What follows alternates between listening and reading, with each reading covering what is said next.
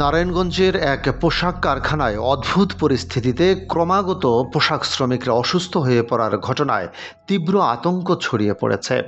কর্মক্ষেত্রে হঠাৎ করে একের পর এক শ্রমিক অসুস্থ ও চেতনা হারিয়ে ফেলার অভিযোগ ওঠার পর কর্তৃপক্ষ কারখানা ছুটি ঘোষণা করে। সকালে কাজে যোগ দেওয়ার কিছুক্ষণ পর একাধিক শ্রমিক অসুস্থ হয়ে পড়লে পুরো কারখানা প্রাঙ্গণে আতঙ্ক ও বিশৃঙ্খলা দেখা দেয়। পরিস্থিতি নিয়ন্ত্রণে আনতে এবং শ্রমিকদের সুরক্ষার কথা ভেবে কারখানা কর্তৃপক্ষ সেদিনের মতো সাধারণ ছুটি ঘোষণা করার সিদ্ধান্ত নেয়। কারখানার দায়িত্বশীল কর্মকর্তা জানান যে সকালে অধিকাংশ শ্রমিক কাজে যোগ দিলেও হঠাৎ বেশ কয়েকজন একসাথে অসুস্থ হয়ে পড়েন। অসুস্থ শ্রমিকদের সংখ্যা দ্রুত বৃদ্ধি পাওয়ায় তাদেরকে অবিলম্বে চিকিৎসার জন্য স্থানীয় একাধিক হাসপাতালে নিয়ে যাওয়া হয়। তবে কর্মরত অন্য শ্রমিকদের দাবি অনুযায়ী অসুস্থ হয়ে পড়া কর্মীর সংখ্যা প্রাথমিক হিসেবের চেয়ে অনেক বেশি ছিল।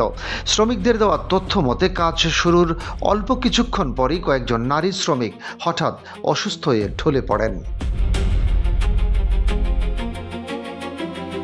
টানা 2 দিন ধরে একইভাবে একের পর এক শ্রমিক অসুস্থ হয়ে পড়ার ঘটনায় শিল্প এলাকায় বড় ধরনের উদ্বেগ তৈরি হয়েছে। অসুস্থতার মূল কারণ নিয়ে শ্রমিকদের মাঝে নানা ধরনের রহস্যময় খবর ও অলৌকিক কথা ছড়িয়ে পড়তে দেখা যায়। কারখানার কয়েকজন শ্রমিক দাবি করেন যে অলৌকিক কিছু দেখার পর এক সহকর্মী অস্বাভাবিক আচরণ করে অসুস্থ হয়ে পড়েছিলেন।